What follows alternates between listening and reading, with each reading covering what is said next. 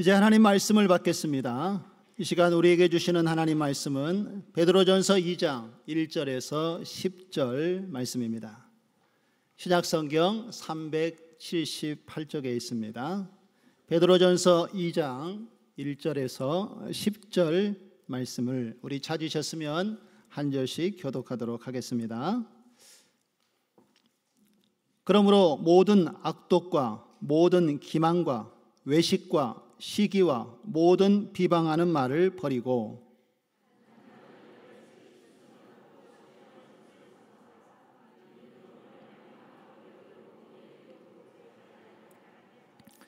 너희가 주의 인자하심을 맛보았으면 그리하라.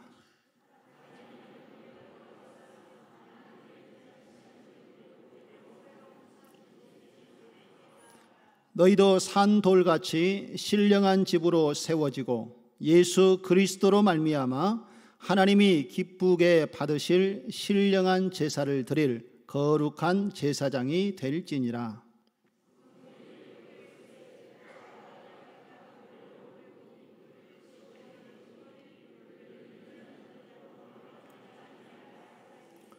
그러므로 믿는 너희에게는 보배이나 믿지 아니하는 자에게는 건축자들이 버린 그 돌이 모퉁이의 모릿돌이 되었고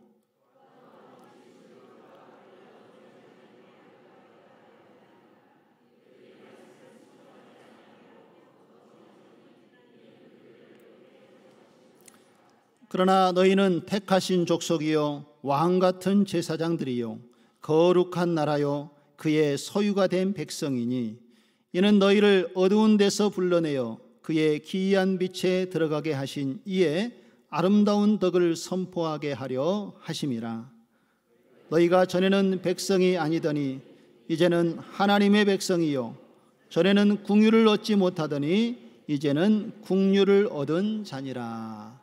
아멘. 할렐루야. 우리 좌우 앞뒤로 한번 인사 나누겠습니다. 버리고 사모하고 주님께 나아갑시다. 할렐루야. 무엇을 버리고 무엇을 사모해야 될까요? 나아가는 것은 주님께 나아가자고 말씀을 했는데 버리고 또 오늘 사모해야 될 것이 무엇인지 오늘 말씀을 통해서 함께 살펴보도록 하겠습니다. 지난 한 주간 눈도 오고 날씨가 좋지 않았는데 우리 하나님께서 영과 육이 강건하도록 우리를 지키시고 오늘 이 자리로 예배의 자리로 하나님께서 우리의 삶을 인도해 주신 줄로 믿습니다. 우리를 지키시고 또 보살펴 주신 하나님 크신 은혜에 감사하고 오늘도 신령과 진정으로 예배하는 가운데 오늘 이곳에 하나님의 영광이 가득하고 우리는 말씀을 통하여 은혜로 충만해지는 시간 되어지기를 주님의 이름으로 축원드립니다. 옛날 아메리카 북쪽 지역에 한 인디언 추장이 살고 있었습니다. 그런데 어느 날 이 추장의 백인 친구가 찾아와서 이 추장이 살고 있는 오두막집에 하루를 머물게 되었습니다. 그리고 다음 날이 되어서 이 추장이 일어나 그 친구를 오두막집 밖으로 나오게 한 다음에 이런 질문을 하나 했습니다. 여보게 친구, 지난밤에 오두막집 앞을 통과한 사람이 몇 명이나 되는 것 같은가? 라고 묻자 이 백인 친구는 주위를 자세하게 둘러보았습니다. 그랬더니 하얀 눈밭 위에 한 사람의 발자국이 선명하게 놓여 있는 것을 보았습니다.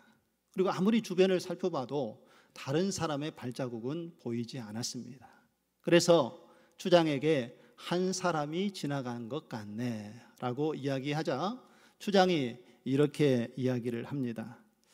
그날 밤, 어젯밤 오두막 집을 지나간 사람은 한 부족 사람 전체가 지나갔다네 라고 이야기하면서 그 이유에 대해서 이렇게 설명을 해 주었습니다.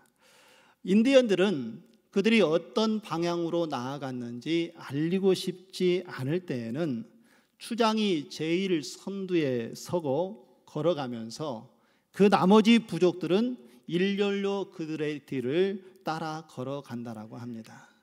그리고 추장이 밟았던 그 발자국을 정확하게 밟고 지나가면서 딱 하나의 발자국만 남겼다라고 이야기를 해 주었습니다.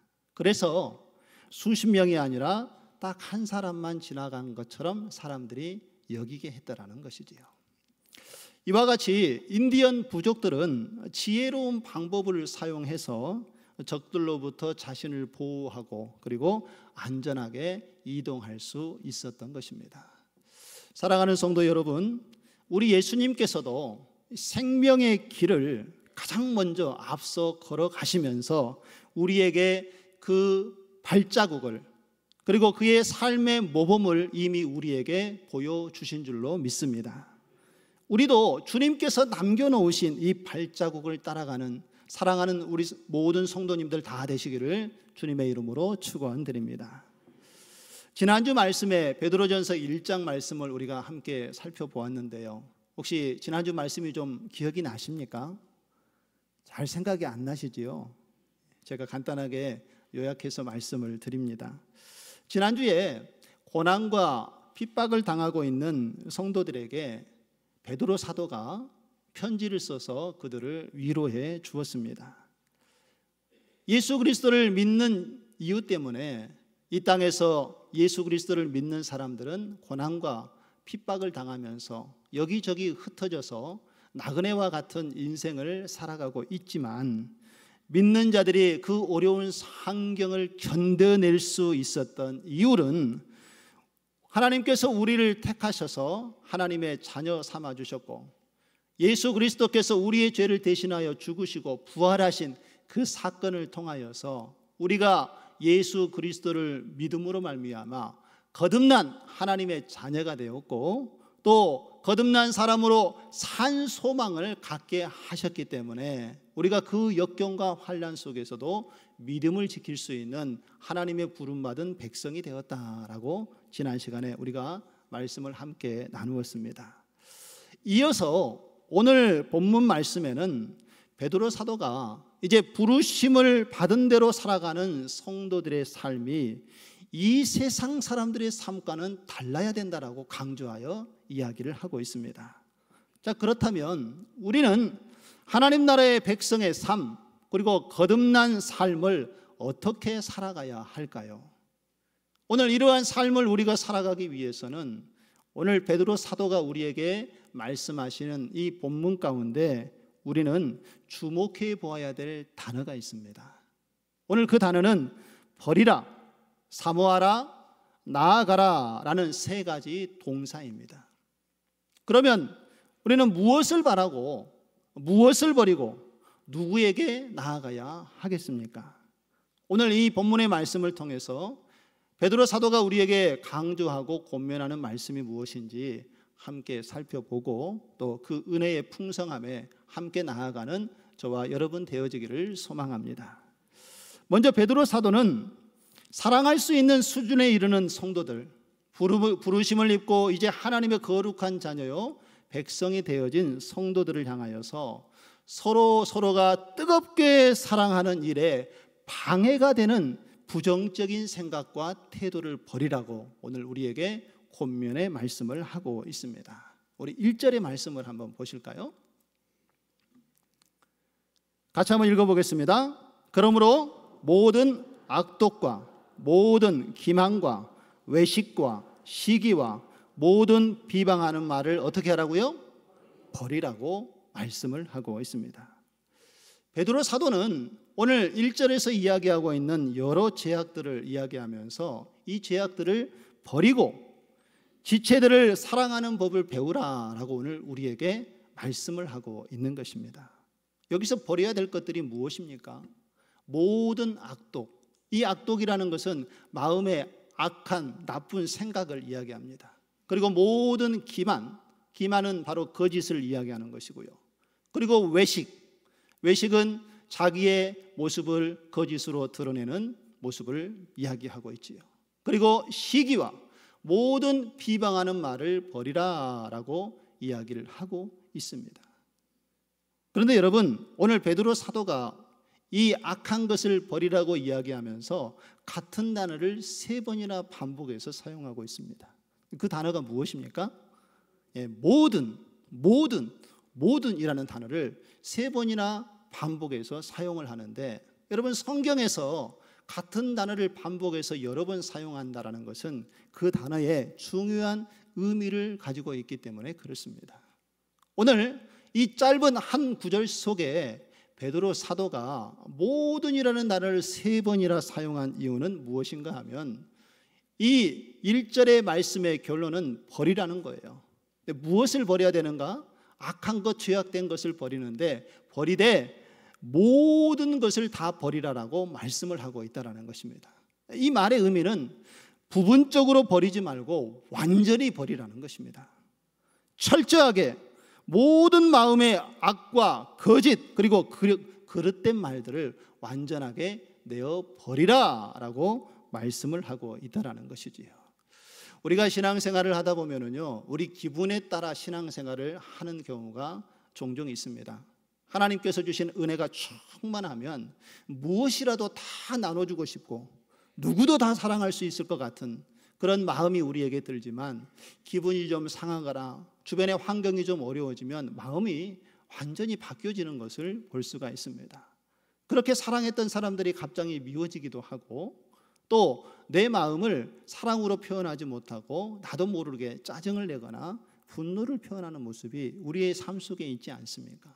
이렇게 기분에 따라서 우리의 신앙이 왔다 갔다 하는 것이 아니라 오늘 베드로 사도는 끝까지 부르심을 받은 거룩한 성도의 모습을 우리가 입었다면 자신의 마음 그리고 삶의 태도 그리고 우리의 입술의 모든 것을 진리의 말씀 앞에 바르게 붙잡으라 라고 말씀을 하고 있는 것입니다. 우리는 이 땅에 살아가면서 많은 사람들과 관계를 맺으며 살아가고 있지요. 그런데 때때로 우리가 탐욕과 이기심 때문에 사람들과의 관계가 멀어지는 것을 경험하기도 합니다. 심지어는 이런 마음 때문에 관계가 완전히 깨어지는 일도 종종 우리의 삶 속에 나타나는 것을 보게 됩니다. 사람들이 살아가면서 그런 마음들이 생기지요. 다른 사람들이 나보다 더 많은 것을 소유하고 있는 것을 바라보면 시기하는 마음이 들기도 합니다. 나도 좀 더 가졌으면 하는 생각이 우리의 마음에 들어서 더 가진 사람이 갑자기 미워지는 그런 우리의 마음이 있지 않습니까? 내가 싫어하는 사람을 바라보면 그가 없을 때에 험담하고 비방하는 말을 하기도 합니다. 또 나와 성격이 맞지 않는다는 이유로 그 누군가를 배척하고 또 그를 소외시키기도 하는 것이 우리 사람들의 연약한 모습입니다. 그런데 우리가 여러분 아셔야 할 것은 이것이 바로 죄의 속성이라는 것입니다.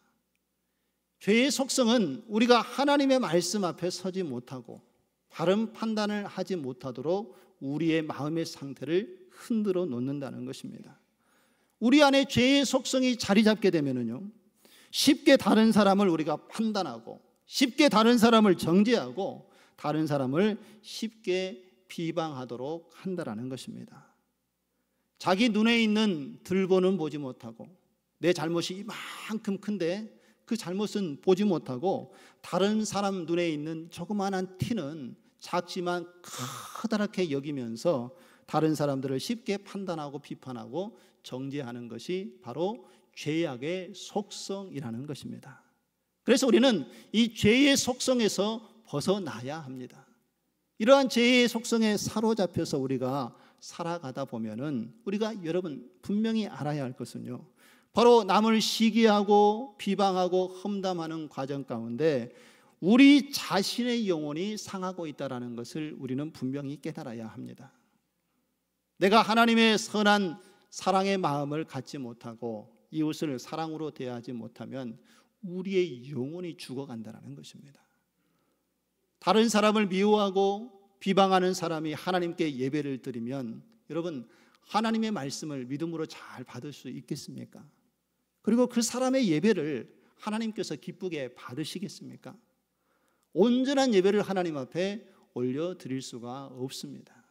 그러니까 다른 사람을 험담하고 비방하는 사람은요, 하나님께 하나님의 뜻을 구하는 기도를 할 수가 없습니다. 기도의 자리로 나아가지 못하고 예배의 완성된 삶을 살지 못하게 되니 결국 우리의 영혼이 죽어갈 수밖에 없다라는 것이지요. 그래서 우리는 우리 안에 있는 이 죄악의 속성을 버려내야 내야 합니다. 나도 모르는 사이에 죄 가운데 빠지고 있다는 것을 우리가 인식하고 이 죄로부터 벗어나서 성령의 인도하심을 받을 때에 우리는 하나님께서 예비하신 그 믿음의 길을 걸어가게 되는 줄로 믿습니다. 예수님의 제자들도요, 예수님을 그들이 만났지만 그들의 삶이 변화되어지기 전에는 바로 우리와 이런 연약한 모습을 그대로 나타냈다라는 것입니다. 한 사람은 예수님이 왕이 되면 내가 우편에 앉을 것이고 나는 예수님의 좌편에 앉아야겠다라고 이야기하면서 자리를 더 높고 좋은 자리를 차지하기 위해서 제자들이 서로 시기하고 다투는 모습을 우리에게 보여주지 않았습니까? 그런데 이와 같이 연약했던 제자들이 예수님의 말씀을 듣고 변화된 후에는 그들의 삶이 완전히 달라지는 것을 보게 되어집니다. 이제는 그들이 교회를 사랑하고 섬기고 성도들을 돌보는 영적인 지도자로 세워져서 하나님께 귀하게 쓰임받는 그릇이 되었다라는 것입니다. 하나님의 말씀을 듣고 예수님의 말씀을 듣고 그들이 죄의 속성에서 벗어나고 과거의 옛 습관들을 벗어내고 버려버리니 그 안에 하나님의 은혜로 채워지고 그들이 하나님께 쓰임받는 하나님의 자녀요 백성이 되었다라는 것입니다.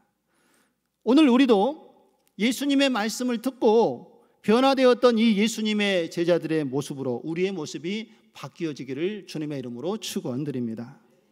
우리에게 교회와 성도들을 사랑하는데 방해가 되는 것들이 있다라면 우리의 생각에 이것을 가로막는 부정적인 생각과 우리의 삶의 태도가 있었다라면 오늘 이 시간 예수님의 제자들처럼 예수님의 말씀을 깊이 묵상하시고 예수님 안에 거듭난 제자로서의 삶으로 변화되어지는 저와 여러분 되어지기를 주님의 이름으로 축원드립니다. 두 번째로는 사모하라라고 베드로 사도는 권면을 하고 있습니다. 그러면 우리가 여러분 무엇을 사모해야 될까요? 답은 간단합니다. 하나님의 말씀을 사모하시기 바랍니다. 마치 갓난아이가 엄마의 젖을 찾는 것처럼 갈급한 심령으로 하나님의 말씀을 우리가 찾아야 하고 그 말씀을 먹어야 하고 그 말씀을 우리가 잘 소화해내야 우리는 성숙한 하나님의 자녀로 자라게 되는 것을 믿으시기를 바랍니다. 우리 2절의 말씀을 한번 보실까요? 갓난아기들 같이 순전하고 신령한 젖을 어떻게 하라고요? 사모하라. 이는 그로 말미암아 너희로 구원에 이르도록 뭐하게 하려 함이라? 자라게 하려 함이라. 할렐루야. 오늘 베드로 사도는요, 이 하나님의 말씀을 신령한 젖으로 비유하여 말씀을 하고 있습니다. 그 이유가 무엇일까요? 여러분, 아기가 성장하기 위해서는 반드시 어머니로부터 좋은 영양분을 공급받아야만 건강하게 성장할 수가 있습니다. 만약에 이 갓난아기가 제때의 영양분을 공급받지 못하면 어떤 일이 일어나겠습니까? 아이가 건강하게 성장할 수가 없겠지요. 계속적으로 공급받지 못한다면 아이는 생명의 위협을 받을 수도 있는 것입니다. 이와 같이 우리의 영적인 성장도 마찬가지입니다. 우리가 하나님의 말씀을 우리의 삶 가운데 영의 양식으로 받아들이지 않는다면 우리의 신앙의 영적인 부분은 성장할 수가 없습니다. 우리의 영적 성숙의 가장 중요한 요소는 바로 하나님의 말씀임을 믿으시기를 바랍니다. 하나님의 말씀은 아무런 속임이 없고 매우 순수한 진리의 말씀이고 하나님께서 속한 이 영적 지식과 능력을 이 말씀 속에 담고 있기 때문에 우리가 하나님의 말씀을 믿음으로 받아들일 때에 우리는 성장하고 변화되는 것입니다. 믿음이 없는 사람들에게 이 하나님의 말씀이 뿌려지게 되면 그들이 믿음을 갖게 되고 또 그리스도의 모습을 닮아가는 대로 변화되는 역사가 나타나게 되는 것입니다. 그런데 성도 여러분, 우리가 신앙생활을 하면서 하나님 나라의 복음을 위하여서 또 하나님을 위해서 열심히 봉사하고 사역을 감당하는 성도들이 많이 있지만 그 가운데에 하나님의 말씀을 제대로 공부하거나 말씀을 읽는 일에 등한히 하는 성도들의 모습도 발견할 수가 있습니다. 하나님 교회를 위해서 열심히 봉사하고 사역하지만 가장 중요한 하나님의 말씀에 집중하지 못한다면 그 사람의 신앙생활은 바른 신앙생활이라 말할 수가 없습니다. 마치 영양실조에 걸린 어린아이와 같이 건강한 영적 생활을 기대할 수가 없다라는 것이지요. 겉으로 보기에는 멀쩡해 보이고 건강해 보이지만 영양분을 공급받지 못한 사람은 병원에 가서 검사해 보면 영양실조라고 판단이 병명이 나올 수가 있다라는 것이죠. 우리의 신앙도 마찬가지입니다. 하나님을 위해서 열심히 봉사하고 노력하고 수고하고 있으지만 여러분들이 그 마음의 중심에 하나님의 말씀을 받아들이고 말씀의 은혜를 누리지 못하면 영양실조에 걸린 신앙인의 모습과 별반 차이가 없다라는 것이지요. 여러분, 갓난아이가 태어나면 몇 시간마다 배가 고파서 엄마에게 젖을 달라고 이야기를 할까요? 예, 아이를 낳아서 길러보신 분들은 아실 겁니다. 어떤 분은 3시간, 어떤 분은 4시간, 어떤 분은 5시간 막 이렇게 경험한 대로 말씀을 하겠죠. 그래서 정확한 시간을 이야기할 수가 없습니다. 아이의 성격에 따라서 다 다르게 표현을 하기 때문에 그렇지요. 그런데 분명한 것은 아이가 배가 고플 때마다 젖을 달라고 우는 것입니다. 아이는 자기가 배가 고프고 허기진 것이 느껴지면 울면서 어미의 젖을 찾습니다. 그리고 엄마가 공급해 주시는 그 젖을 먹고 그는 자라고 또 평안을 누리게 되는 것이지요. 우리의 신앙도 마찬가지입니다. 우리가 하나님을 알고 하나님의 말씀으로 우리의 영혼이 자라간다는 것을 분명히 안다라면 우리는 이 갓난 아기와 같이 말씀에 대한 허기짐을 경험할 수 있어야 된다는 것입니다. 여러분, 말씀에 대한 허기가 느껴지십니까? 내 영혼의 말씀이 채워지지 아니하고 내가 하나님의 말씀이 가까이 가지 않는 삶을 살고 있다면 우리의 삶 속에서 배가 고파 하나님의 말씀이 필요해 라는 이 허기짐이 느껴져야 바른 신앙의 삶을 살아갈 수 있다는 것을 믿으시기를 바랍니다. 그리고 하나님의 말씀을 찾아야 합니다. 갈급한 심령을 가지고 사슴이 그 시냇물을 찾기 위해 갈급한 마음으로 하나님의 말씀을 구하고 주님 앞에 나아갈 때에 하나님께서는 말씀을 통하여 우리의 영혼이 자라고 건강하도록 우리의 삶을 이끌어 가시는 줄로 믿습니다. 그래서 시간을 정해놓고 하나님의 말씀을 읽고 묵상해야 합니다. 말씀을 눈으로만 읽는 것이 아니라 우리의 가슴으로 그 말씀을 듣고 깨닫고 이해해야 된다는 것이죠. 왜 하나님께서 이 말씀을 하셨는지 그 말씀의 의미를 깨닫고 그리고 그 말씀 가지고 세상에서 살아가기 위하여서 몸부림칠 때에 하나님은 살아 역사하시는 하나님으로 우리의 삶을 이끄시고 인도해 주실 줄로 믿습니다. 여러분, 예수 믿는다는 것은요, 그 살아계신 하나님을 경험해야 하는 것입니다. 그런데 이 하나님은 그저 예배당에 왔다 갔다 하는 것으로 경험되어지지 않습니다. 말씀을 사모하고 말씀이 주신 의미를 깨닫고 그리고 내가 그 말씀대로 살아가려고 애쓸 때에 살아 역사하시는 하나님이 우리의 삶을 이끄시고 인도하심을 믿으시기 바랍니다. 그리고 그 하나님을 경험하시기 바랍니다. 이제 하나님의 말씀을 사모하고 여러분들이 말씀을 읽으셨다면 더 중요한 영적인 요소가 한 가지 더 필요한데 그것은 성령께서 하나님께서 주신 이 말씀을 깨닫도록 도와주시기를 우리가 간절히 기도해야 된다는 것입니다. 왜냐하면 이 하나님의 말씀은 우리의 지식과 지혜로는 다 깨달을 수 없는 영적인 계시의 말씀이기 때문에 그렇습니다. 성령께서 우리와 함께 하시고 지혜의 영을 열어주셔야만 하나님께서 이 말씀을 통하여 우리에게 무엇을 말씀하시는지 그 진리를 깨닫게 되기 때문에 그렇습니다.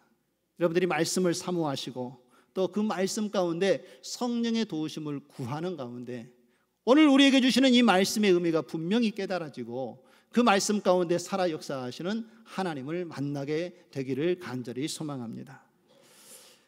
베드로 역시요, 주님을 만나고 또 그 주님의 말씀을 듣는 과정 속에서 그의 모습이 성장했던 것을 우리가 볼 수가 있습니다. 베드로가 예수님을 처음 만났을 때에 그의 모습은 어떤 모습이었습니까? 아무것도 모르는 혈기 가득한 어부의 모습이었습니다. 그런데 예수님께서 베드로를 찾아오셔서 그에게 말씀하시죠. 이제 내가 사람을 낚는 어부가 되도록 하겠다라고 주님께서 말씀하신 후에 예수님과 함께 동행하면서 신령한 젖을 먹고 함께 했던 베드로가 자라나기 시작했다라는 것입니다. 그런 예수님과 함께 동행하면서 성장하고 또 성장하는 모습을 우리에게 보여주지 않았습니까? 연약하고 부족해서 예수님의 말씀을 다 따르지 못하고 예수님께 부정한 삶을 살았고 예수님을 저주했던 베드로가 이제는 예수님의 그 진리의 말씀이 무엇인지 깨닫게 되자 이제는 예루살렘 교회의 지도자가 되었고, 그리고 지금 이렇게 흩어져서 고난 가운데 있고 핍박 가운데 있는 성도들에게 편지를 쓰면서 이 성도들을 위로하고 지지하는 영적인 성장의 산증인으로 오늘 우리에게 나타나고 있지 않습니까?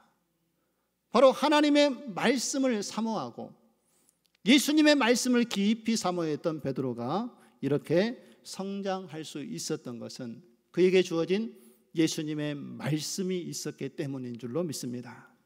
그러므로 우리들도 오늘 이 신령한 젖인 하나님의 말씀을 사모하고 그 하나님의 말씀을 묵상하는 가운데에 베드로와 같이 우리의 신앙이 날마다 성장하고 또 성장하는 하나님의 은혜를 경험하는 저와 여러분 되어지기를 주님의 이름으로 축원드립니다.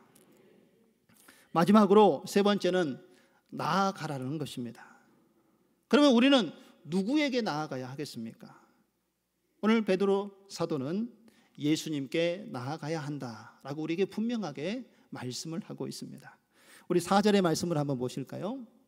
같이 한번 읽겠습니다. 사람에게는 버림바가 되었으나 하나님께는 택하심을 입은 보배로운 산돌이신 예수님께 나아가. 할렐루야. 성도가 믿음 안에서 자라가는 데에는 반드시 예수님의 은혜가 필요합니다. 그리고 하나님의 은혜가 필요합니다.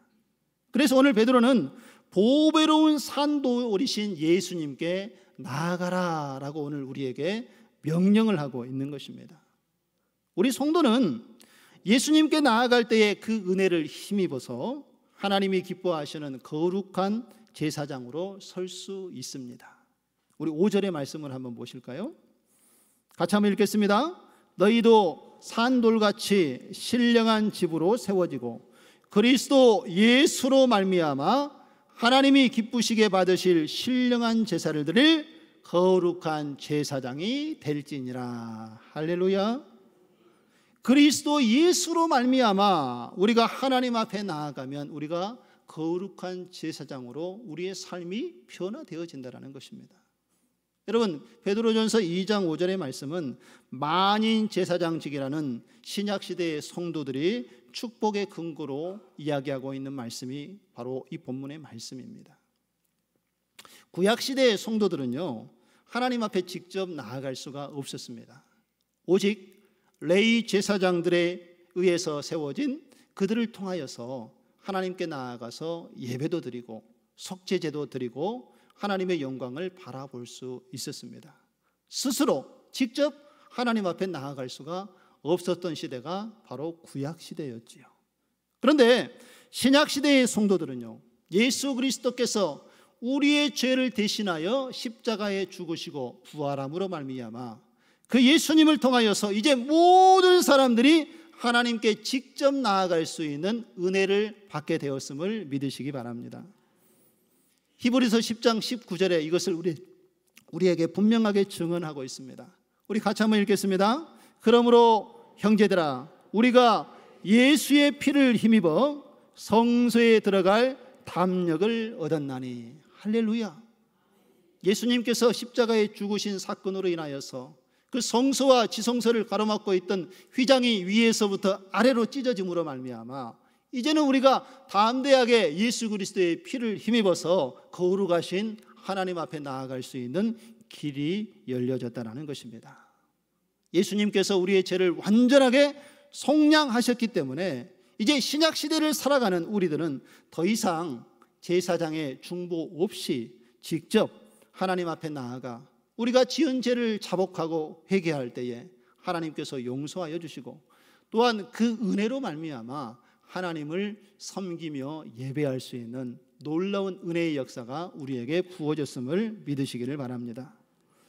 사랑하는 성도 여러분, 이것이 우리가 누릴 수 있는 하나님이 주시는 얼마나 큰 영적인 축복인가를 잊지 마시기 바랍니다. 우리가 살아가고 있는 바로 이 신약시대가 하나님의 은혜로 사랑으로 충만하게 채워졌다는 것을 오늘 베드로 사도는 우리에게 이야기하고 있는 것입니다.